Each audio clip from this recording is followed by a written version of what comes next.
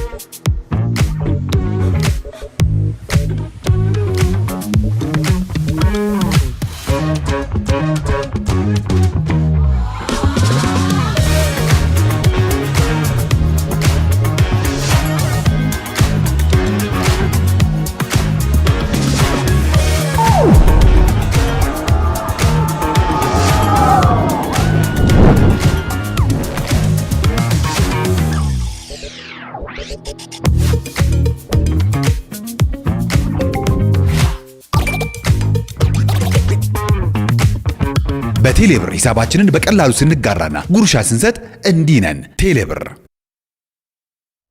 አገራችን ኢትዮ ቴሌኮምን እናመሰግናለን አብሮን ስለሚሰራ። ቀደም ሲል ግን እንዳስተዋወቅኳችሁ የፊኛ ካንሰር ነው ዛሬ በውይይት ርዕሰ ጉዳይነት የመረጥነው። በስልክ መስመራችን እየደወላችሁ ጥያቄዎችን ልታርሱ ትችላላችሁ። ዶክተር መኳንንት ይመር በዚህ ተገኝተው ማብራሪያ ይሰጡናል ማለት ነው። እንግዲህ ዶክተር መኳንንት ፕሮግራማችን ላይ በተደጋጋሚ ይቀርባሉ። በዜና ሽፋንም በተለይም ከኩላሊት እና ከሽንት መስመር ጋር የተገናኙ ህክምናዎችን እና ማህበረሰቡ ማወቅ ያለበትን በተደጋጋሚ በማስተማር ህብረተሰቡ እንዲጠነቀቅ ሰፊ ስራ የሚሰሩ ባለሙያ ናቸው። በጥበበ ጊዮን ስፔሻላይዝድ ሆስፒታልም በመምህርነት ያገለግላሉ። በተጨማሪም በአፊላስ ጠቅላላ ሆስፒታል ውስጥ እየሰሩ ይገኛሉ። ዛሬ ሳይሰለቹ ነው እዚህ መጣው ማብራሪያ የሚሰጡንና በእናንተ በተመልካቾች ስም ዶክተር በጣም አመሰግናለሁ። ፕሮግራማችን እንድትከታተሉ ጋብዛለሁ። ዶክተር እንኳን ደህና መጡ ለስቱዲዮአችን። እንኳን ደህና ቆያችሁኝ። እኔም አመሰግናለሁ። በጣም ነው ማመሰግን ዶክተር። ዛሬ የምናየው የፊኛ ካንሰር ነውና ይሄ ምስል ደግሞ የበለጠ ሊገልጸው ይችላል ብለን ስላሰብ ከምንስሉን እነሳና የፊኛ ካንሰር ምንነቱንና አሁን ያለውን ነገር እናያለን። እሺ በጣም አመሰግናለሁ። የፊኛ ካንሰር እንግዲህ ከፊኛ የውስጠኛው አካል ላይ የሚገኝ የካንሰር አይነት ነው። እንግዲህ ካንሰር እንደማንኛውም እንደ ሌሎችም ካንሰሮች ከቁጥጥር በላይ የሆነ የሴሎች መራባት ወደ ሌላ ቦታ መሰራጨትና የታካሚውን ህይወት አደጋ ውስጥ መክተት ወይም መቅጠፍ ነው። የፊኛ ካንሰር እንግዲህ በዓለም ላይ ከሚገኙት 10 በብዛት ከሚገኙ ካንሰሮች መካከል አንዱ ነው። በአጠቃላይ ከካንሰሮቹ 9ኛ ደረጃ ሲሆን በወንዶች ላይ ብቻ ከወሰድ ነው ግን 6ኛ ደረጃ ላይ ይገኛል። ይህም በዓለም ላይ እስከ 2 ሚሊዮን የሚሆኑ ታካሚዎች በዓለም ላይ የፊኛ ካንሰር ታካሚዎች ሲኖሩ በየአመቱ ወደ 600 ሺህ የሚሆኑ ሰዎች ይያዛሉ። ከነዚህ መካከል ደግሞ ወደ 200 ሺህ በላይ የሚሆኑት ደግሞ ህይወታቸውን ያጣሉ ማለት ነው። ስለዚህ የፊኛ ካንሰር ከተለመዱ የካንሰር አይነቶችና የሰውን ህይወት ከሚቀጥፉ ካንሰር አይነቶች አንዱ ነው። እንግዲህ የፊኛ ካንሰር አነሳሱን ስናይ ይሄ የአንድ ሰው ፊኛ ነው። በዋናነት እነዚህን ሲጨምር የወንድ ፊኛ ይሆናል ማለት ነው። እነዚህ ሳይኖሩ የሴት ፊኛ ዋናው ልዩነቱ ፕሮሴስ ስለሆነ ማለት ነው። የፊኛ ካንሰር ከውስጠኛው የፊኛ ክፍል ይነሳል ስንል በጣም ከጥቃቅን መነሻው ከጥቃቅን ከውስጠኛው ከለስላሳው ፓርት ወይም የፊኛ በዋናነት ሚኮዛ ይባላል። ሰሚኮዛ ኤግዛም አስፍላሪስ አለውና እነዚህ ላየሮች በሙሉ ደረጃ በደረጃ ስናይ የመጀመሪያው ጠፍጣፋማ አካል ወይም ከውስጠኛው መነሻ ይነሳ ይሆናል። ከዛ መጠናቸው እየጨመረ ወደ ውስጥም ወደ ውጭም እየጨመረ ይመጣና የፊኛውን ሙሉ ከረጢት ቀዶ በዙሪያው ካሉት ሌሎች አካላት ጋር ንክኪ እስኪፈጥር ድረስ ወይም በዙሪያው ካለው የፕሮስቴት ቲሹ ኢንቬድ እስኪያደርግ ድረስ ያሉትን ደረጃዎችን ያካትታል ማለት ነው። እነዚህ ደረጃዎቹ በዋናነት ጥቅማቸው የህክምና አውትካሙን ለመገመት የህክምና መንገዱንም ፕሪዲክት ለማድረግ ኢምፖርታንት ነው። ለምን እዚህ ላይ ያለው የመጀመሪያዋ ካንሰርና ከዚህ ላይ ያለው ካንሰር የህክምና መንገዳቸውም የህክምና ውጤታቸውም የመታከሚያ ዘዴያቸውና ክትትላቸውም የተለያየ ነው። ስለዚህ እነዚህ የሚያሳዩን የህክምናው ደረጃ እየጨመረ መምጣቱን ነው። እንግዲህ በኋላ በምልክቶች ላይ የምናየው ቢሆንም እነዚህ ቀዳዳዎች ከዚህ እጢ ጋር ያላቸው ግንኙነት በጣም ኢምፖርታንት ነው። በኋላ ሳወራ ምናልባት ትራይጎን የሚባለው ሽንት መጀመሪያ ሲመረት መጀመሪያ ጠብታ ሽንት የምታርፈው እዚህ አካባቢ ነው። ስለዚህ በሽንት በኩል የሚመጡ የተፈጩ ኬሚካሎች ወይም ፊኛ ላይ የሚቆዩ ኬሚካሎች ብዙ ጊዜያቸው የሚያሳልፉት ከነዚህ 3 ማዕዘን ላይ ነች። ትራይጎን ትባላለች። በሁለቱ የከኩላሊት የሚመጡ የሽንት መስመሮች ቀዳዳዎች መካከል ያለችው ማለት ነው። ስለዚህ እነዚህ ቀዳዳዎች በእጢው የሚያዙ ከሆነ ደረጃውንም ከፍ እያለ ምልክቱም እየተቀየረ ወደ ላይ ያሉ ምልክቶችን የምናይበት ጊዜ ይሆናል ማለት ነው። በጣም እናመሰግናለን ዶክተር። ሰፋ ያለው ማብራሪያ ደግሞ ቁጭ ብለን በደንብ እናየዋለን። የፊኛንም አገልግሎት እንዴት ተቀመጠ የሚለውንም እሱ እናያለን ማለት ነው። ፕሮግራማችንን እንድትከታተሉ አሁንም እንጋብዛለን። ክቡራን ተመልካቾች አብራችሁን ቆዩ።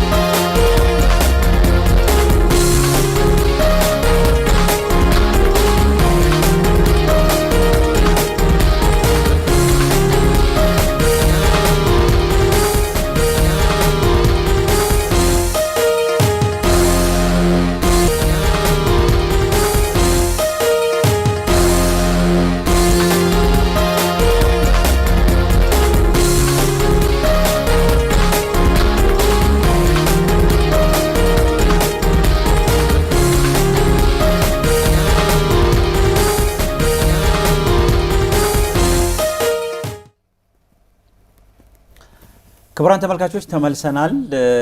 በፊኛ ካንሰር ዙሪያ ነው ዛሬ ውይይታችንም የሆነው። ጥያቄዎችን እያደረሳችሁ ምላሽ የምታገኙ መሆኑን እንገልጻለን። ከአሁኑ ሰዓት ጀምሮ ማለት ነው። ስልክ ስደውሉ በተለይም ደግሞ ከቴሌቪዥን ራቅ ብላችሁ በጥራት እንዲሰማና ምላሽም በደንብ እንዲሰጠው እንድታደርጉ ከወዲሁ እናሳስባለን። አብራችሁን ቆዩ። አሁንም በድጋሚ ስለ ፊኛ ካንሰር ከማውራታችን በፊት እንደው መነሳት አለበት ብዬ የማስበው የፊኛ ጥቅምና አገልግሎት ምንድን ነው የሚለው በትንሽ ነው ዶክተር። እሺ ፊኛ እንደማንኛውም የሰውነት አካል የራሱ የስራ ድርሻ አለው። ከነዚህ መካከል የመጀመሪያ ስራ ተብሎ የሚታሰበው ያው ሽንት ማጠራቀም ነው። ከኩላሊት ሽንት ይመረታል። በተመረተበት ፍጥነት እያንዳንዱ ጠብታ ሽንት መስመር ላይ የዘጋው ነገር እስከሌለ ድረስ በቀጫጭን መስመሮች በኩል አልፎ ቅድም ባየናቸው ቀዳዳ በኩል ፊኛ ጋር መጥቶ ይጠራቀማል ማለት ነው። ስለዚህ ተጠራቅሞ መጠኑ በቂ መጠን ሲደርስ ብዙ ጊዜ ከ300 እስከ 350 አካባቢ ሲደርስ የሽንት የመምጣት ስሜት ይኖራል። ስለዚህ የዛን ጊዜ ነው ሰው ሽንት የመሽናት ፍላጎት ዴቨሎፕ የሚያደርገው የዛን ጊዜ ነው ማለት ነው። በአማካይ አንድ ፊኛ እስከ 500 ኤምኤል ወይም እስከ ግማሽ ሊትር ድረስ ይዛል ተብሎ ይታሰባል። የተለየ ነገር ወደ ታችም የሚያደርግ ወደ ላይም ከፍ የሚያደርግ የተለየ በሽታ እስከሌለ ድረስ አንድ አዋቂ እስከ 500 ኤምኤል ወይም ግማሽ ሊትር ድረስ ይዛል ተብሎ ይታሰባል። የሽንት ስሜት የሚመጣው ግን ብዙ ጊዜ ከ300 እስከ 350 ኤምኤል ሲኖር ነው ማለት ነው።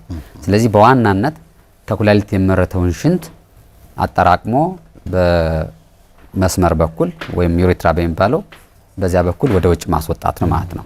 ስለዚህ እነዚህ የማስወጣት ሂደቶችም የራሳቸው እንትኖች አሉት፣ ሂደቶች አሉት። ለምን በሩን መክፈት እዛ ጡንቻውን ማኮማተር ከወገብ ጋር ባሉ ነርቮችና ከላይ በሚታዘዙ ማዘዛዛቢያዎች መሰረት የሚካሄድ ኮኦርዲኔትድ የሆነ አክቲቪቲ ነው ማለት ነው። በጣም ጥሩ። ስለ ካንሰሩ በምስሉ ላይ ቀደም ሲል እያሳዩን ስለነበረ ምናልባት የፊኛ ካንሰር ያዘው በካንሰር ተጠቃ የምንለው መቼ ነው? እንደው እንደ መንስኤስ የሚነሱ ነገሮች ምንድናቸው የሚለውን ብናይ እንግዲህ ቅድም ለመግለጽ እንደሞከርኩት እንደማንኛውም ካንሰር በሰዎች ላይ ሊከሰት ከሚችሉት የተለመዱ ካንሰሮች መካከል አንዱ የፊኛ ካንሰር ነው። እያንዳንዱ ካንሰር የራሱ አጋላጭ ምክንያት አለው። ቀጥታ ኮዝ ኤንድ ኢፌክት እንኳን ባይኖረው አጋላጭ ምክንያቶች ይኖራሉ። ከነዚህ መካከል ፊኛ ካንሰርን ስንወስድ አንደኛ ተብሎ የሚወሰደው አጋላጭ ምክንያት የሲጋራ ማጨስ ነው። ካሉት በዓለም ላይ ካሉት የፊኛ ካንሰሮች 50% የሚሆኑት አጋላጭ ምክንያታቸው የሲጋራ ማጨስ ነው ተብሎ ይታሰባል። በዓለም ላይ ከሚገኙት የፊኛ ካንሰሮች መካከል 20%ዎቹ አክቲቭ ስሞከር ናቸው ማለት አሁኑንም እያጨሱ ያሉ ስሞከሮች ናቸው ማለት ነው። ከዛ ቀጥሎ ሌላኛው አጋላጭ ምክንያት ተብሎ የሚታሰበው እድሜ ነው። የእያንዳንዱ ካንሰር የእድሜ መከሰቻው ወይም ፒክ የሚላይ ቢሆንም የፊኛ ካንሰር ግን ብዙ ጊዜ ከ65 እስከ 75 ባለው እድሜ ውስጥ የተለመደው ተብሎ ይታሰባል። ሶስተኛው አጋላጭ ምክንያት ወይም የተለመደው ኮመንሊ ተብሎ የሚታሰበው ጀንደር ነው ወይም በወንዶች ላይ ከ3 እስከ 4 እጥፍ ይገኛል ተብሎ ይታሰባል። ሌላኛው ኢንቫይሮንመንታል ኤክስፖዠር ነው። ኢንቫይሮንመንታል ኤክስፖዠር ማለት አንድ ሰው በሚኖርበት አካባቢ የሚሰራበት ቦታ ያለው ኤክስፖዠር ማለት ነው። ለምሳሌ የፋብሪካዎች ጋር የሚሰራ ሰው የተለያዩ አይነት ፋብሪካዎች አሉ። አሁን የራበር ፋብሪካዎች አሉ፣ የቆዳ ፋብሪካዎች አሉ፣ የቀለም ፋብሪካዎች አሉ። ከነዚህ ጋር የሚሰራ ከሆነ አጋላጭነቱ ከፍ ይላል ማለት ነው። ሌላኛው አጋላጭ ምክንያት ተብሎ የሚታሰበው ረጅም ጊዜ የሚቆይ ፊኛ ውስጥ የሚገኝ ካቴተር ወይም ጠጠር፣ የፊኛ ጠጠር ብዙ ጊዜ የሚለመደው ከትልቅ ሰዎች ላይና ወይም ህጻናት ላይ ነው። መስመሩ ሲጠብ ሊከሰስ ስለሚችል ይህም ረጅም ጊዜ ሳይታከም የሚቆይ ከሆነ ወደዚያ የማጋለጥ እድሉ ከፍ ያለ ማለት። ተደጋጋሚ ጊዜ የሚመጣ ኢንፌክሽን ወይም ደግሞ ሽስቶሶማይስ ሲባል ኢንፌክሽን አለ። እሱን በሱ የመጠቃት ሌላኛው አጋላጭ ምክንያት ነው። ሌላኞች አጋላጭ ምክንያቶች ከዚህ በፊት በአንድም በሌላ መንገድ የጨረር ህክምና መውሰድ፣ ዳሌ አካባቢ የሚሰጥ የጨረር ህክምና፣ ለሌላ ነገር የሚሰጥ የኬሚካል ህክምና ወይም ኬሞቴራፒ፣ እነዚህ ዋና ዋና አጋላጮች ሲሆኑ ከሌሎች ካንሰር በተለየ ብዙ ጊዜ ከቤተሰብ ጋር ወይም በዘረመል የመተላለፍ ዕድሉ በጣም ዝቅተኛ ነውና ከ95% በላይ የሚሆኑት ብላደር ካንሰሮች የፊኛ ካንሰሮች የሚከሰቱት ስፖራዲካሊ ወይም ደግሞ ሰውየው በሂደት ከሚያገኛቸው አጋላጭ ምክንያቶች እንጂ በቤተሰብ ከሚተላለፈው ጋር አይደለም። ስለዚህ ዋና ዋና አጋላጭ ተብሎ የሚታሰቡት እነዚህ ናቸው። መልካም። በዓለም ላይ ቁጥሩን ቀድም እየነገሩን ነበር፣ በጣም ከፍተኛ ነው። በሀገራችን የተቆራረጠ መረጃን ሊሆን ይችላል። እርሶም እዚሁ ህክምና ላይ ስላሉ ምን ይመስላል እንደው አሳሳቢነቱን ብናየው ብዬ ነው። እንደው አሁን እንግዲህ የፊኛ ካንሰር እንደ ሌሎቹ ካንሰሮች በተሎ ምልክት ላይ ኖር ይችላል። ምልክት የላቸው ካንሰሮችም ይኖራሉ። አክቹአሊ ከፍ ያለ ደረጃ ሲደርስ የምልክቱ ዝቅ ማለት የማህበረሰቡ ለዚህ በሽታ ያለው አንደርስታንዲንግ ዝቅ ማለት የሚመጡት ታካሚዎቹ ሁሉም ከፍተኛ ደረጃ ላይ በሚባል ደረጃ ነው የሚመጡት። በዝቅተኛ ደረጃ ላይ የምናገኛቸው ታካሚዎች በጣም በቁጥር አናሳ ናቸው። ምናልባት ከመቶ 2-3 እንግዲህ ይህንን በተቀናጀ መንገድ በአገር አቀፍ ደረጃ አጥንቶ መመለስ ቢሆንም በክስተት ደረጃ የተለመደ ነው። በክስተት ደረጃ ነገር ግን ክስተቱ ቅድም በፎቶግራፍ ላይ እንዳየነው ደረጃዎቹን በእነዚያ ደረጃዎች መካከል ስንወስድ ወደ ቀኝ በኩል ወደ ግራ በኩል ካሉት 2 እና 3 እጢዎች ላይ ነው ደረጃ ላይ የሚመጡት የኞቹ። ለምን 3 እና 4ኛ ደረጃ ላይ ነው? 3ኛ ብዙዎቹ በዛ ላይ ነው የሚመጡት። እነዚህ ደግሞ ህክምናቸው ውስብስብም ነው፣ ብዙ ደረጃዎችንም የሚወስድ ነው። ለ5 ዓመት የመኖር እድላቸውም ከእጢው ደረጃ ጋር ይለያል። ከባህሪው ብቻ ሳይሆን አንደኛው ባህሪ ነው፣ ሁለተኛው ደግሞ ያለበት ደረጃ ነው።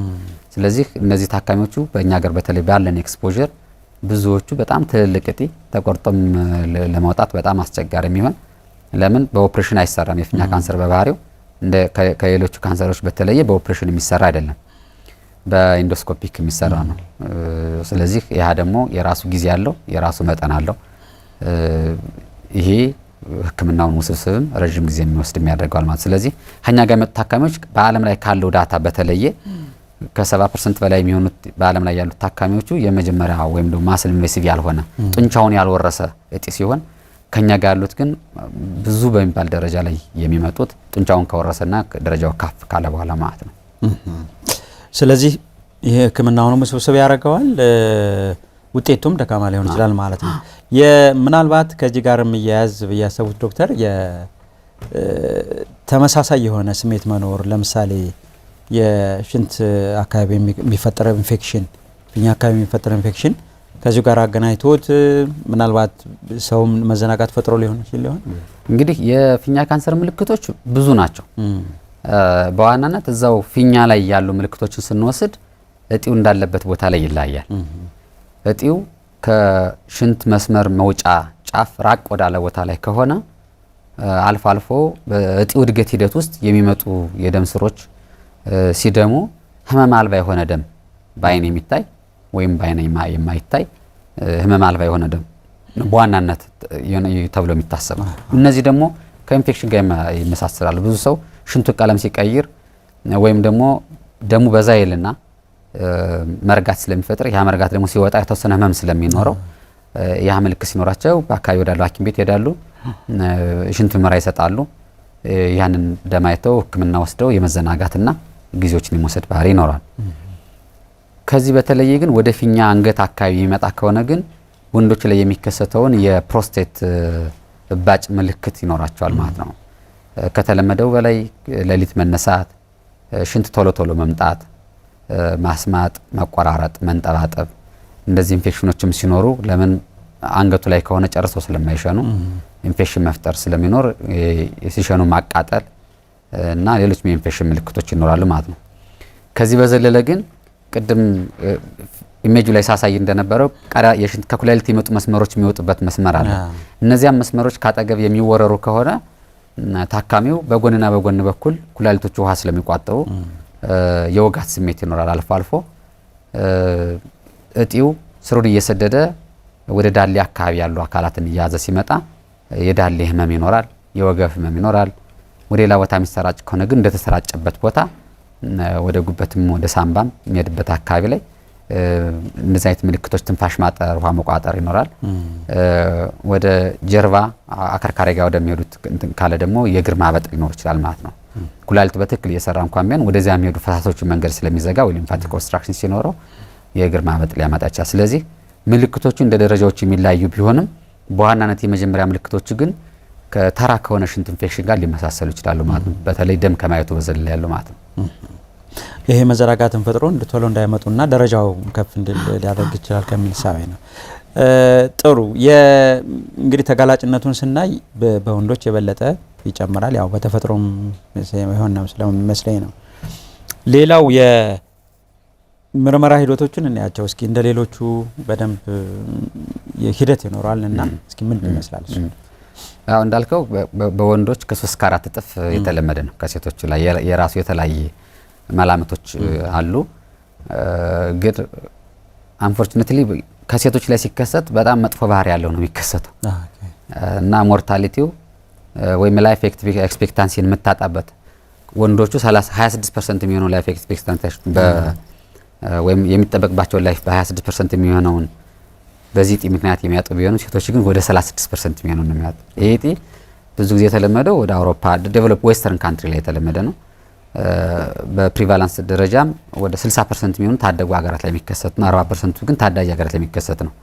ሞርታሊቲውን ስንወስድ ግን ከ50% በላይ የሚሆነው ሞርታሊቲ የሚከሰተው ታዳጊ ሀገር ላይ ነው። ቅድም እንዳልኩ እኛ ጋር የሚመጡ ታካሚዎች ደረጃቸው ከፍ ያለ ለሕክምና ውስብስብ የሆኑ ሂደትም የሚፈልግ በጣም ወጪም የሚጠይቅ ስለሆነ ሞርታሊቲው ወደ ዴቨሎፕመንት ካንትሪ ላይ ከፍ ያለ ነው ማለት ነው። ጥሩ የምርመራ ሂደቶቹ እንግዲህ ያው መጀመሪያ ይሄ ምልክት ያመጣው የሽንት ኢንፌክሽን ነው ወይስ ሌላ ከዚህ የተለየ ነገር ነው የሚለው ለመለየት ሁልጊዜ የሚጀምረው ከመሰረታዊ ምርመራ ነው። ስለዚህ የሽንት ምርመራ እናካሄዳለን። ሽንት ምርመራ ላይ ማንኛውም 35 ዓመትና ከዚያ በላይ የሆነው ሰው ሽንቱ ላይ ደም ካለ በማይክሮስኮፕ የሚታይ ይሁን ወይም ባይኑ ታካሚ የሚያየው ካለ ይሄ በምርመራ ተረጋግጦ አይደለም እስካልተባለ ድረስ የፊኛ ካንሰር መጠርጠር ወይም የመጀመሪያ ጥርጣሬ እንደሆነ ይመከራል። ስለዚህ የሽንት ምርመራ እናካሄድና ኢንፌክሽን አለው የለውም፣ ደም አለው የለውም የሚለው እናካሄዳለን። ሽንት ምርመራ ከሽንት ምርመራ ላይ ደግሞ ምን ወስዳለን? የካንሰር ሴሎች አሉ ወይስ የሉም የሚለው ናሙና በዛው እንወስዳለን ማለት ነው። ከሽንት ምርመራ በተጨማሪ የአልትራሳውንድ ምርመራዎች እናደርጋለን። ከፍ ያለ ጥርጣሬያችን ከፍ ያለ ሲመጣ ደግሞ በፊኛ በኩል የሚሰጥ ኬሚካል ተሰጥቶ ወይም ከላይ በኩል ተሰጥቶ የላይኛውን ትራክት ሁሉ ምክንያቱም ደም ከኩላሊት ጀምሮ እስከ የሽንት ጫፍ ድረስ የሽንት መስመር ጫፍ ድረስ በየትኛውም ቦታ ሊደማ ይችላል። የደም ሶርሱን መፈለግ አስፈላጊ ስለሚሆን እስከ ላይ ከኩላሊት ጀምሮ እስከ ላይ ያለውን ሊያይ የሚችል የሲቲ ስካን በኬሚካል የታገዘ ስካን ምርመራ ሊያስፈልግ ይችላል። እጢ እንዳለ ካወቅነ ደረጃውን ለመገመት ቅድም እንዳየነው ሙሉ ግድግዳውን ቀዷል፣ ግድግዳው ግማሽ ላይ ነው የቀረ ወይስ በውስጥ በኩል ብቻ ነው ያለውንም የሚለውንም ለመለየት የሲቲ ስካን እና የኤምአርአይ ምርመራዎችን በዛው ልናካሄድ እንችላለን ማለት ነው። የምርመራው አካል እነዚህን ካለ በኋላ የምርመራው አካል አንዳንድ እጢዎች መጀመሪያ ላይ እንዳየናት ጠፍጣፋ ሊሆንና በአልትራሳውንድም በሌሎች ምርመራዎችም ላይ ይገኝ ይችላል። ይህ ጠፍጣፋ ካንሰር በባህሪው ወደ ከፍተኛ ካንሰር የመቀየር ዕድሉ ከፍ ያለ ስለሆነ በሲስቶስኮፒ ወይም በካሜራ የታገዘ ላይ አሁን ኢንዶስኮፒ እንደሚባለው ኮሎኖስኮፒ እንደሚባለው ከረጢት አካል ስለሆነ በካሜራ የታገዘ ምርመራ ወይም ሲስቶስኮፒ ያስፈልጋል ማለት ይሄ የምርመራው አካል ነው። ዋነኛውም የምርመራ አካል ተብሎ የሚታመነው ወይም ጎልድ ስታንዳርድ ዲያግኖስቲክ ሞዳሊቲ የሚባለው ሲስቶስኮፒ ነው ማለት። ስለዚህ ደረጃ በደረጃ ጥርጣሬያችንን እያረጋገጥነ ወይም አለመሆኑ እያየን ደረጃ በደረጃ የሚሰራ ይሆናል ማለት ነው። የምርመራ ሂደቶቹ እነዚህ ናቸው። በተለይ የትኛው እድሜ ክልልን ማየት ይቻላል? በወንዶች ላይ የበለጠ ይሆናል? እንደ ሴቶችንም ብናነሳው በዚሁ ጥሩ ነው። እንግዲህ እንደ ሪስክ ፋክተሩ ይለያያል። ኖርማሊ እንደ ሪስክ ፋክተሩ ይለያያል ማለት ለምሳሌ አሁን አጫሽ የሆነ ሰው በሽንቱ ላይ በማይክሮስኮፕ ብቻ ሰውየው የማየው ደም ስላለ ሌሎች ተጨማሪ ህመሞች ኖረውት ለምሳሌ እንዲደማ የሚያደግ የደም ማቅጠኛ እንኳን የሚወስድ ቢሆን በሽንቱ ላይ ደም እስካለው ድረስ የፊኛ ካንሰር አለመኖሩን ማረጋገጥ ግድ ነው የሚሆነው ማለት ነው። ስለዚህ የፊኛ ካንሰር ኢልደርሊ ላይ የሚከሰተው ብዙ ጊዜ ከ55 ጀምሮ የሚከሰት ቢሆንም የተለመደው ግን ከ65 እስከ 75 ባለው እድሜ ክልል ውስጥና ከዚያም እየጨመረ መሄድ ነው የሚሆነው። ስለዚህ ስክሪን ማድረግ የምንፈልገው ቅድም እንደተናገርኩትኝ በየትኛውም የእድሜ ክልል ውስጥ ያለ ሰው ሆኖ በአይን የሚታይ ደም ካለ የሚወስደው መድኃኒት ይኖርም አይኖርም የፊኛ ምርመራ እንዲያደርግ ያስፈልጋል። እድሜው ከ35 ዓመት በላይ ከሆነ ግን በማይክሮስኮፕ የሚታይ ተደጋጋሚ ምርመራ ደም እንኳን ቢኖረው የግድ ምርመራ ያስፈልገዋል ማለት። ስለዚህ እድሜያቸው ከፍ እያለ ሲሄድ ጥርጣሬያችን እየጨመረ ይመጣል ማለት ነው። ጥሩ። የህክምና አማራጮችን በትንሹ ነግረውናል ዶክተር። ምን ይመስላሉ የሚለውን ደግሞ በደንብ እናየው። ከምን ጀምሮ ወዴት ሄዳል? እንግዲህ የእጢዎቹ ከመጀመሪያው ግድግዳ ላይ ወደ ለስላሳው ግድግዳ ላይ የሚቀሩ ለስላሳው ግድግዳን አልፈው ወደ ጡንቻው ሳይደርሱ ግን መሀል ላይ ያሉ ጡንቻው ላይ የደረሱ ከጡንቻው ያለፉ አካባቢ ያለውን አካል የወሰዱና ወደ ሌላ ቦታ ተሰራጭ ተብሎ ይከፈላል በዋናነት። እነዚህ የህክምና አማራጩንም የታካሚውንም 5 ዓመት የመቆየት እድል ግምት ሲያስገቡ ነው የሚሆኑት ማለት ነው። ለምን ወደ ሌላ ቦታ የተሰራጨ ካንሰር 5 ዓመት የሚኖር እድሉ ብዙ ጊዜ 10% ነው ተብሎ የሚታሰበው። እዚያው ከላይኛው ለስላሳው ክፍል ውስጥ ወይም የፊኛው ለስላሳ ክፍል የመጀመሪያው ላየር ላይ ያለ እንትን ግን ከ90% በላይ 5 ዓመት የመኖር እድል ተብሎ ይታሰባል። የህክምና አማራጫቸውም እንደዚህ ይለያያል። ለምሳሌ ጡንቻውን ያልወረረ ከሆነ ጡንቻ መውረርና አለመውረሩ የሚረጋገጠው በተፈጥሮ ቃዳ በኩል በፊኛ በኢንዶስኮፒ የሚወሰድ የቴራፒውቲክ ዲያግኖስቲክስ ነው። እጢውን ጠርጎ ለናሙና ለፓቶሎጂ ወይም ለስነዳዊ ባለሙያዎች መላክ ማለት ነው። ይሄ ሁለት ነገሮች ይነግረናል። የመጀመሪያው የሚነግረን ነገር የእጢውን ደረጃ ይነግረናል። የእጢውን ደረጃ ጡንቻውን ወርሷል ወይስ አልወረሰውም የሚለው ማለት ነው። ሁለተኛው የእጢውን ባህሪ ይነግረናል። ይሄ ሎ ግሬድ ነው፣ ሃይ ግሬድ ነው፣ ኢንተርሚዲየት ነው የሚለውን ይነግረንና እነዚህ መረጃዎችን አሰባስበን ነው ወደ ቀጣይ ህክምናው ወደ ኬሞቴራፒ ነው በፊኛ ውስጥ የሚሰጥ በደም የሚሰጥ የኬሞቴራፒ ነው ወይስ ኢሚኖቴራፒ ወይም ደግሞ ቢሲጂ ቴራፒ ነው ወይስ ፊኛው ሙሉ ማውጣት ነው የሚለውን ሌሎችንን አማራጮች ይነግራል ማለት ነው። ስለዚህ የህክምና አማራጮች በካሜራ በታገዘ ኢንዶስኮፒክ ሰርጀሪ ጠርጎ ማውጣት ብቻውን በቂ ሊሆን ይችላል። ያን ካወጡ በኋላ ኬሚካል ለአጭር ጊዜ መስጠት፣ በተደጋጋሚ ለረጅም ጊዜ መስጠት ሊሆን ይችላል። ወይም ከኬሞቴራፒ በተጨማሪ ደግሞ ቢሲጂ መስጠት ሊሆን ይችላል። ከዛ በዚህም የማይሰጥ ከሆነ ደግሞ ፊኛው ሙሉ ማውጣት ሊሆን ይችላል እና ከዛው በአካባቢ ላይ ባሉት ሌሎቹ አካላት በዋናነት አንጀትን በመጠቀም ለሽንት ማጠራቀሚያ ወይም ማስተላለፊያ የሚሆን ቱቦዎችን ወይም ከረቶችን መስራት ሊሆን ይችላል ማለት ነው። ስለዚህ ይህንን ለማድረግ የመጀመሪያ ስራ የሚሆነው እጢ መኖሩን ማረጋገጥ፣ እጢው ከኖረ በኋላ ከእጢው ላይ ናሙና ቆንጥሮ ቢቻል ሙሉ በሙሉ ጠርጎ ባይቻል ግን የሚቻለውን ያላወጦ ለናሙና መላክ ማለት ነው። በጣም ጥሩ በስፋት እናየዋለን። ስልክ ደውያሉን። ሄሎ ሄሎ፣ ጤና ይስጥልን። አቤት አቤት። ማንን በል? መቅደስ። እሺ ይቀጥሉ ጥያቄውን። ሰላም ነው? ሰላም ነው። እንዴት ናችሁ? ስለ ካንሰር እያስተማራችሁ። እሺ ይቀጥሉ መቅደስ። እሺ እንትን ከጉብር በታች ነው ያለው። ከጉብር በታች ነው የሚተጣፈጠው። ያው የሬድ በየጊዜው ይመጣል። ምን ተፈለገ ነው የሚሆነው? በሳምንት ይመጣል፣ 2 ወር ይቆያል፣ 3 ወር ይቆያል። አሲቴስ ደግሞ አይታይም። በደንብ እየተሰማን አይደለም መቅደስ። ከየወር አበባ ጋር መዛባት ነው ያወሩን። የወር አበባ ብዙን ጊዜ አይመጣም። እሺ ካንሰር ይሆን ብዬ ጠርጥረው ነው የሽንት ፊኛን የሚመለከት ነው የምናወራውና ከዛ ጋር የተያያዘ ችግር ገጥሞት ያውቃል? እሱ ካለ እሱን በደንብ ቢነግሩን። ዛሬ ርዕሰ ጉዳያችንም እሱ ስለሆነ ሽንት ብዙ ምን ነው አይደል? ችግሩ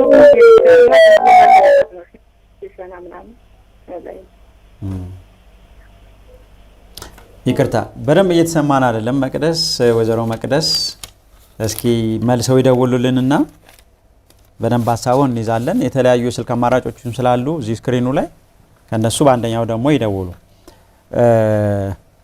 ሌላው እንግዲህ የህመሙን አስከፊ ሁኔታ ነው ዶክተር። ሽንት ማለት ሴንሲቲቭ ነውና በብዙዎቻችን ምን ያደርሳል?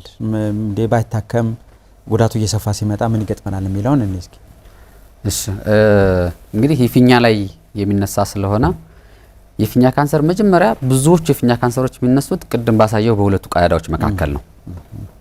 ቅድም ጎን 3 ላይ ነበረች ማለት ትራይጎን ትባላለች። እዛ ላይ ነው ብዙ የሚነሳው። ለምን? ሽንት የመጀመሪያው ጠብታ የምታርፈው ዲፔንደንት ኤሪያ ስለሆነ ኮንታክት ወይም የንክኪ ሰዓቱ ይጨምራል። ወደ ላይ በኩል ካለው ፊኛ ይልቅ እዛ ላይ ያለ ዘቀጠው ፓርት እዛ ጋር ይጀምራል። ፕራይመሪ ብላደር ካንሰር መጀመሪያ የሚነሳው እዛ አካባቢ ነው። ስለዚህ እዛ ላይ ያ ደግሞ በጣም ክሪቲካል ኤሪያ ነው በሁለት ምክንያት። አንደኛ ከኩላሊት የሚመጡት መስመሮች የሚከፈቱት እዛ አካባቢ ነው። ሁለተኛ የተራቀመው ሽንት ከፊኛ ወደ ውጭ የሚወጣው በዛው አካባቢ ነው። ስለዚህ የዚህ እጢ መነሻትና ከፍ እያለ እየጨመረ ሲመጣ ወይ ሽንት መሽናት ሊከለክል ይችላል ወይም ከኩላሊት የሚመጡ መስመሮች ሊዘጋ ይችላል ማለት ነው። ስለዚህ ከኩላሊት የሚመጡ መስመሮች ሲዘጉ አልፎ አልፎ የጎን ውጋት የሚኖራቸው ምልክት ብቻ ሊኖር ይችላል። እንግዲህ በደም ካስተዋሉት ደም ሊቀላቅል ይችላል ሽንታቸው። ስለዚህ እነዚህ መስመሮች ከተዘጉ የኩላሊት መድከም ወይም የኩላሊት መስራት ማቆም ይመጣል ማለት ነው። ለምን? ከዚህ የተመረተው ሽንት ወደ ኋላ እየገፋ መስመሩ ወደታች እየወጣ አይደለም። ስለዚህ የደም ማነስ፣ ሌሎች ሙሉ የኩላሊት መድከም ምልክቶቹ ይኖራል። ስለዚህ ኩላሊትን እንዳሰራ ሊያቆማት ይችላል ማለት ነው። አንድ ሁለተኛ ከፊኛ አንገት ላይ ከሆነ ቶሎ ሽንት መምጣት እና ሌሎች ምልክቶች እንዳሉ ሆነው ጭራሹን ሽንት ለመሽናት መከልከልም ሊያመጣ ይችላል። ከዛ ባይታከም ወደ ሌላ ቦታም ይሰራጫል። ያለው መድማት ቶሎ ደረጃው እየጨመረ ሲሄድ የደም መድማት መጠኑ እየጨመረ ስለሚመጣ ደም ማነስ ያመጣል። ወደ ሳምባ፣ ወደ ጉበት፣ ወደ የተለያዩ ሰውነት ክፍሎች ይሰራጭና ህይወትን ይቀጥፋል ማለት ነው። ስለዚህ የማይታከሙት ብቻ ሳይሆን ታክመውም ደረጃው ከፍ ያለ ከሆነ ቅድም እንደነገርኩ አሁን የመጨረሻው ደረጃ ከሆነ ወደ 5 ዓመት የመቆየት እድላቸው ከ10% በታች ነው ተብሎ የሚታሰበው። ለዛ ጥሩ ደውያለሁ። ሄሎ ጤና ይስጥልን። አቤት። እሺ ቴሌቪዥን አለ አጠገቦ? ይቅርታ ከዛ ራቅ ብለው ሀሳቡን ይንገሩ። ጥያቄ ተስፋነሽ። እሺ ይቀጥሉ። ሽንቴን ገና ያመኛል እና ብዙ ጊዜ ሐኪም ያለው መድኃኒት እየወሰድኩኝ ለውጥ የለውም። ማስማት አለው። ሽንት ከጨረስኩ በኋላ የማስማት አለውና በጣም ብዙ ጊዜ መድኃኒት ያለው የኢንፌክሽን ይቅርታ በደንብ እየተሰማን አይደለም። ህመሙ ምንድን ነው ያሉን? የሽንት ቱቦ ኢንፌክሽን ነው የሚባለው ማለት ነው። እሺ ያ ብዙ ጊዜ ተመርምሬያለሁ። እሺ ብዙ ጊዜ ምርመራ አድርጌያለሁ። መድኃኒቱን ተደጋጋሚ ወስጃለሁ፣ ክኒኑን እና ሁሌም አለ በቃ የሽንት ቱቦ ኢንፌክሽን አለ። እሺ ከፍተኛ ነው የሚሉኝ እና የሚያመጣው ነገር አሁን ለምሳሌ የቆየ መድኃኒት ወስዳለሁ። በጣም በተነሳብኝ ሰዓት ስሜት ባለው ሰዓት የሆነ ሽንቴን ሸንተስ ጨርስ ማስናጥ ምናምን አለው እና በዛን ሰዓት እታከማለሁ እና የመድማት ምናምን ጸባይ የለውም፣ ግን ሽንቴን ስሸና በጣም ያስመጣኛል እና በዛን ሰዓት ሕክምና አደርጋለሁ፣ መድኃኒቱን ወስዳለሁ። የተወሰነ ጊዜ ጋፕ ይኖረዋል፣ ዙሮ ይነሳል እና ከእርግዝና ጋር ሲያያዛል ወይ ማለት እርግዝና እንዳይካሄድ ያደርጋል ወይ ለማወቅ ፈልጌ ምንስ ማድረግ እንዳለብኝ። እሺ ግልጽ ነው ዶክተር። ምን አይነት ህክምና ምን አይነት ምርመራ ነው ያካሄዱት የሚለው ሽንት ምርመራ ብቻ ነው ወይስ ሌሎች ተጨማሪ ምርመራዎች ናቸው? ምርመራ ብቻ። ምን አሉን? ሽንት ምርመራ ብቻ ነው ያደረኩት። እሺ ጥሩ ምላሽ እንሰጥበታለን። ምላሹን ይከታተሉን አሁን። እሺ ፕሮግራማችን ይቀጥላል። ክቡራን ተመልካቾች የአጋራችን የኢትዮ ቴሌኮም መልእክት ሰምተን ተመልሰን እንገናኛለን። አብራችሁን ቆዩ። ተመልካቾቻችን ከጧት ጀምሮ ሲያስቡበት እንደቆየው ተሳክቶለት ከቢሮ ሾልኮ ቢወጣ ይመስላል። ሁሉም ተመልካችና ደጋፊ ጥያቄ ነው። አዎ እያታለለ ነው የሚወጣ ይመስላል። እያታለለ ነው አይደለም? አለቃው ወጥታለች። ምትይዘው ይመስላል። ያመለጠ ይመስላል። አሁንም እያታለለ ነው። እንደበራ ነው። በሩ ጋር ሲደርስ ተያዘ። ይሄ ማስጠንቀቂያ የሚያሰጠው ይመስላል። ቢጫ ካርድ ዕቃ ልግዛ በሚል ተልካሻ ምክንያት ከስራው ሊወጣ የነበረው የቢሮ ሰው ቢጫ ካርድ አይቷል። ቢጫ ካርድ እሱስ ምን አስወጣው? እዛው ቢሮ እንዳለ አያስብ ነበር። ቢሮ እያለን ያልከው? አዎ መቼም በዚህ ጊዜ ቴሌብር ማይጠቀም የለም። አዎ ቴሌብር ላይ በሚገኘው ዘመን ገበያ የሚያስፈልገው ማንኛውንም አይነት ነገር ቢሮ ድረስ ሸምቶ በቀላሉ ማድረስ ይችላሉ እኮ።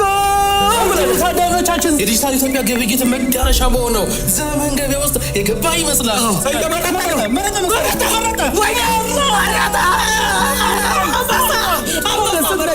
ይሄንን ቀሚስ ባይገዛ ኖሮ አልቆለት ነበር። የቅድሙ ማስጠንቀቂያ ትምህርት ሆኖ ይመስለኛል። ደረሰ። ተመልካቾቻችን ቀሚሱ ቢሮ ደረሰ። ከተባለ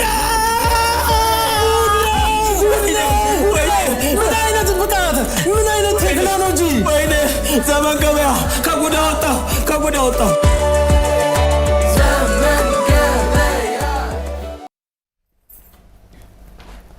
ተመልሰናል። ክቡራን ተመልካቾች በፊኛ ካንሰር ዙሪያ ነው ዛሬ ውይይት እያደረግን የምንገኘው። እዚህ የተገኙት ዶክተር መኳንንት ይመር ናቸው። ዶክተር መኳንንት በጥበበ ግዮን ስፔሻላይዝድ ሆስፒታል ውስጥ እንዲሁም በተጨማሪ በአፊላስ ጠቅላላ ሆስፒታል ውስጥ የኩላሊት የፕሮስቴትና የፊኛ ቀዶ ሕክምና በሚመለከት ሰብ ስፔሻሊስት ሆነው እያገለገሉ ይገኛሉ። መምህርም ናቸው። ደግሞ እንዲህ ክፍተት ሲያገኙ ወደኛ እየመጡ ማህበረሰቡ መማር አለበት ብለው ሰፊ የማህበረሰብ አገልግሎት የሚሰጡ ባለሙያ ናቸው። ዛሬ ጋበዝንላችሁ። ጥያቄ ሲኖራችሁ በስልክ መስመራችን እየደወላችሁ ልታረሱን ትችላላችሁ። አሁንም አብራችሁን ቆዩ።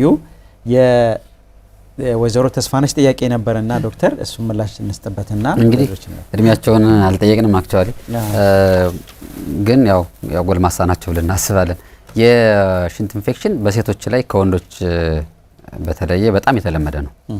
የራስ ምክንያቶች ቢኖሩትም ማለት ነው። ስለዚህ እሳቸው የነበራቸው ተደጋጋሚ ጊዜ ፊኛ ኢንፌክሽን እየተባለ የታከምኩ ነው፣ ይነሳብኛል፣ መድኃኒት ወስዳለሁ፣ ሌላ ጊዜም ደግሞ ይነሳል፣ ከመውለድ ጋር ይገናኛል ወይ የሚል ጥያቄ ነው ያነሱት። ቀጥታ የሆነ ከመውለድ ጋር ግንኙነት የለውም። ይሄ ማለኩትኝ ካንሰሩ ማለት ነው። ሌላ እሳቸው ከሆነ ጋር ሌላ የተለያዩ ምክንያቶች መፈለግ ያስፈልጋል። አለመውለድ ምክንያቶች ስለሚኖር ማለት ነው። የሽንት ኢንፌክሽኑ ግን ተደጋግሞ የሚመጣ ከሆነ በሽንት ብቻ አይደለም ምርመራ በሽንት ኢነሴንስ የሽንት ምርመራ በማይክሮስኮፕ ተደርጎ አይደለም የሚለው ያ ኢንፌክሽን መኖሩን አለመኖሩን ነው የሚያረጋግጥልን። ከዛ በኋላስ ያ የተከሰተው ኢንፌክሽን በየትኛው መድኃኒት አይነት ነው መልስ የሚሰጠው የሚለውን ግን ማረጋገጥ ያስፈልጋል። ትክክለኛው ስታንዳርድም እንደዛ ነው።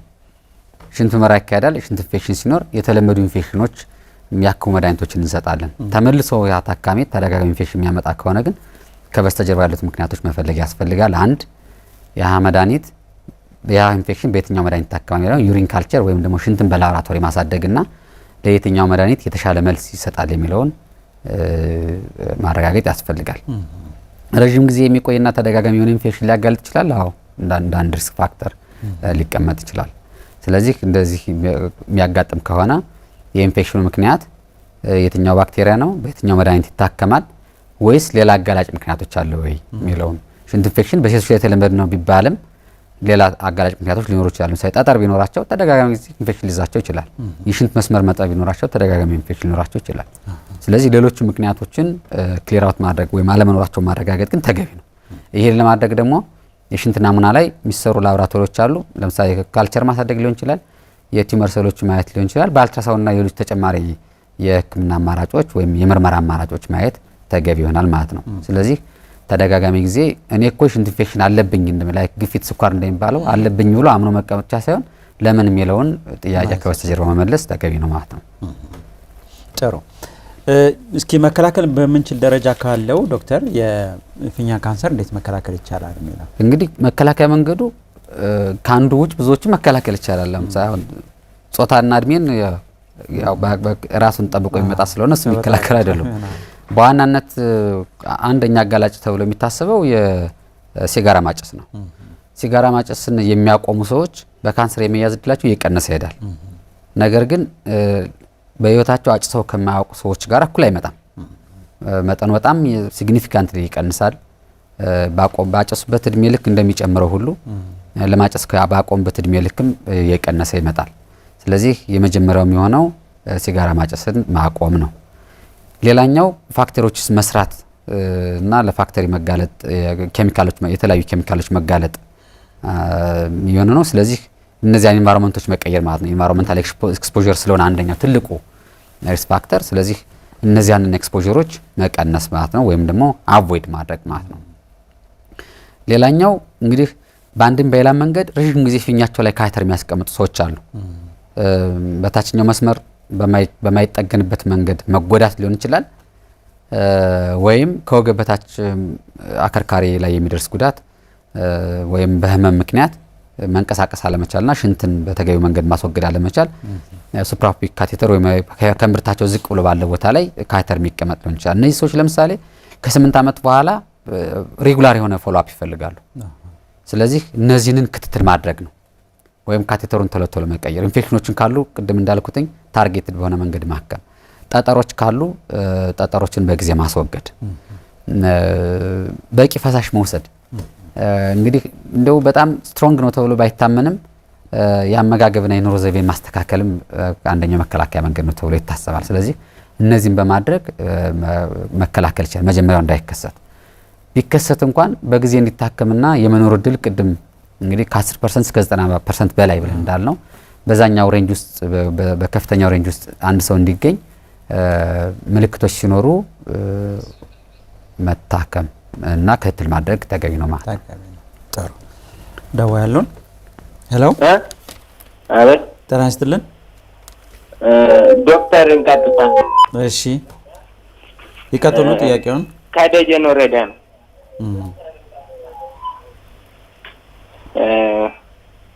አሁን ኢንፌክሽን የተፈጠረብኝ ብዙ ቆይቷል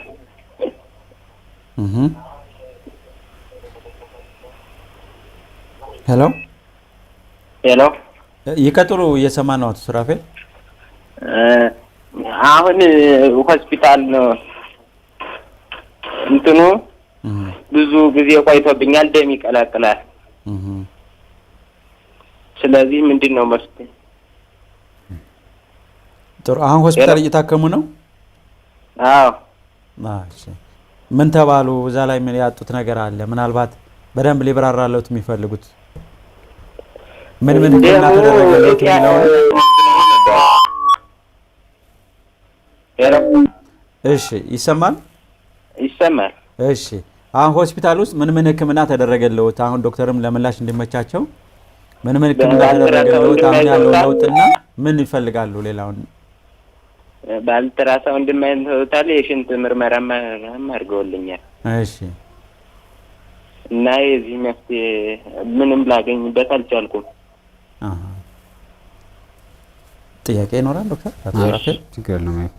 እሺ ተደጋጋሚ መድማት ስለሆነ ጥሩ ምላሹን ይከታተሉና ምላሹ እሺ ምላሹን ይስጣቸውና አይ ቲንክ የኛው ደዋይ ተደጋጋሚ ጊዜ ሽንት ኢንፌክሽን ሳይሆን ተደጋጋሚ ጊዜ ሽንት ይደማል ነው ያሉትና ሽንት መድማት እንግዲህ በአይን የሚታይ ደም ያላቸው ሰዎች ወደ ሐኪም ቤት ሲሄዱ 50% በላይ የሚሆኑት ካንሰር ይኖራቸዋል። በማይክሮስኮፕ ከሆነ ግን በጣም ዝቅ ያለ ነው ኢንፌክሽኖችን በዛም ስለሚያመጡ ማለት ነው። ስለዚህ ይህ ምን ያሳያል? በአይን የሚታይ ደም የሚሸና ሰው በሙሉ 100% ካንሰር ነው ማለት አይደለም። ለምን ሌሎችም እንዲደማ የሚያደርጉ ምክንያቶች አሉ። ስለዚህ እነዚያ ምክንያቶች ማወቅና ካንሰር አለመሆኑን ዳያግኖስ በኤክስክሉዥን ሊሆን ስለሚችል ይሄ ሽንት ቶሎ መምጣት መነሳት እነዚያ የሎወር ናይት ትራክት ወይም የታችኛው የሽንት ምልክቶች ተብሎ የሚታሰቡት ምክንያታቸው በጣም ብዙ ነው። ኢንፌክሽንም ብቻ አይደለም፣ ፕሮስቴት ኢጢም ብቻ አይደለም፣ የፊኛ ካንሰርም አይደለም። ከዚያም የተለየ አንዳንድ ሰው የጨጓራ ባክቴሪያ ታክሞ ጨጓራውን ያመው እንደሚቀጥለው ሁሉ እንደዚህ ከአመጋገብም ጋር ከነርቭ ስርዓት ጋር ሊገናኙ ስለሚችሉ ሁሉም ነገር ወደ አንድ አቅጣጫ አይደለም ሄዶ መልቲ ፋክቶሪያል ስለሆነ ማለት ነው። ስለዚህ ደም መድማቱም ብቻውን ካንሰር አይደለም፣ ወጣት ነው በእድሜው። ምክንያቱም ግን ማወቅ ያስፈልጋል። ከፊኛ አካባቢ የሚያድጉ ቤናይን የሆኑ እጢዎች ሊሆኑ ይችላሉ። ጠጠር ሊኖረው ይችላል ወጣት ስለሆነ እሱ እድሜው ገፋ እያለ ሲሄድ ደግሞ ፕሮስቴትን በራሱ በመድማት ደረጃ ሁለተኛ የፊኛን መድማት የሚያመጡት አንደኛ የፕሮስቴት እጢ ነውና ከዛም ጋር የተገናኘ ስለሚሆን ለምን ይደማል የሚለውን ጥያቄ ግን ቅድም እንዳልኩት ከሴት ከቀላል ሽንት ምርመራ እስከ ሴት ስካን ድረስ ባሉት መታየት ያስፈልጋል ማለት ነው። ጥሩ ሌላ ደውላለሁ። ሄሎ እሺ የስልክ መስመሩ ተቋርጧል። መከላከያው ላይ እያወራንም ስለነበረ ምናልባት ዶክተር ከአመጋገብን አንስተውልናል። ብዙ ጊዜ እንግዲህ ከየት ጋር እንደሚያዝ ባይታወቅም የአባላዘር ህመሞች በሽታዎች ሲኖሩ ለነዚህ ነገር የማጋለጥ ሁኔታ ይኖረዋል ወይ? የኑሮ ዘይቤንስ እንዴት መምራት ይገባል? እንደው ከመከላከያዎች ውስጥ በጣም ስትሮንግ የሚባሉት ሪኮሜንዴሽኖች ኢንቫይሮንመንታል ኤክስፖዠር መቀነስና ሲጋራ ማቆም ነው። ሌሎቹ ለረጅም ኢንፌክሽን የሚባሉት በተለይ የፊኛ ካንሰር የተለያየ አይነት ባህሪ ያላቸው በዝርያ ደረጃ ለምሳሌ ብዙ ጊዜ በዓለም ደረጃ የተለመደው ከላዩ ላይ የሚነሳው ዩሮቴሊያል ካርሲኖማ የሚባለው ሳይሆን ከዚያም በተለየ መንገድ ለምሳሌ ረጅም ጊዜ ካቴተር የሚቆይባቸው ሰዎች፣ ረጅም ጊዜ የፊኛ ጠጠር የሚኖራቸው ሰዎች፣ ረጅም ጊዜ ሽስቶሶማስ የሚባል ኢንፌክሽን የሚይዛቸው ሰዎች የሚይዛቸው የባህሪው ሌላ ነው። ስኳመስ የሚባል አይነት ነው። ብዙ ጊዜ በዓለም ደረጃ የሚታወቀው ግብጽ ላይ ነው የሚከሰተው ከዚህ ከቢላርዚያ ጋር ተያይዞ ከሽስቶሶማስ ጋር ተያይዞ የሚመጣ ስለሆነ ስለዚህ መከላከያ መንገዶቹ በዋናነት የኢንቫይሮንመንታል ፋክተሩን አቮይድ ሲጋራ ማቆምና እነዚህን አጋላጭ ምክንያቶችን መታከሙ ነው። እንደ በጣም ስትሮንግ ሪኮሜንዴሽን ባይሆንም ግን የላይፍ ስታይል ወይም ያኗኗር ዘይቤ መቀየር ሲባል አትክልትና ፍራፍሬ መመገብ፣ ሬጉላር ኤክሰርሳይዝ ማድረግና በቂ ፈሳሽ መውሰድ ነው ተብሎ የሚታሰበው። እንግዲህ በቂ ፈሳሽ ከዚህ በፊት በዚህ ሚዲያ ላይ ምን ማለት እንደሆነ ስለተናገርኩ ወደ ዝርዝሩ አልገባም። ስለዚህ ያኗኗር ዘይቤን መቀየር የሚባሉት እነዚህ ናቸው። የአባላዘር በሽታ በዋናነት የሚገናኘው ከመስመሩ ጋር ነው፣ ፊኛው ጋር አይደለም። እንደሚታወቀው የወንድ ልጅ በተለይ የወንድ ልጅ ፊኛ መስመሮቹ ወደ 20 ሴንቲሜትር ይሆናል። እነዚህ ጠባሳዎች የሚከሰቱ በየትኛውም የሽንት መስመር ላይ የሚከሰቱ ቢሆንም በዋናነት ከርቭ ከሚያደርግበት ቦታ ላይ የሚከሰት ነው እና እነዚህ የሽንት መስመር መጥበብ ነው በዋናነት ያመጣሉ የሚታሰቡት። እነዚህ ጠባሳዎቹ ግን የራሳቸው የሆነ ሂደትና ኮምፕሊኬሽን ይኖራቸዋል። ጥሩ። ስለዚህ ምናልባት የስራ ባህሪ ጋር ስናነሳ የተለያየ ፕሮግራማችን የሚያደምጡ ሰዎች ሊኖሩ ስለሚችሉ እነሱ ምን ይጠቀሙ ምናምን እዛ ከኬሚካል ንክኪ ከምናምን ስለሚሆን እንግዲህ የራሱ የመከላከያ የእያንዳንዱ ሴፍቲ ነው የራሱ ፋክተሪ የራሱ እንትን አለው። ኬሚካሉን መጠቀም ብቻ ሳይሆን ከመጠቀም በጥንቃቄ ከመጠቀም እስከ ማስወገድ ድረስ የራሱ ኢንቫይሮንመንታል ፍሬንድሊ እንዲሆን የሚጠቀም ነገር ይኖራል። ግን አቮይድ የማይደረጉ እንትኖች አሉ። ቀለሞች ለምሳሌ አሁን ቀለም ላይ ያሉት ቀለም ፋብሪካ ውስጥ ለረጅም ጊዜ የሚሰራ ሰው ወይ በሽፍት መስራት መቻል አለበት ወይም ደግሞ የሆነ ሰዓት መውጣት አለበት።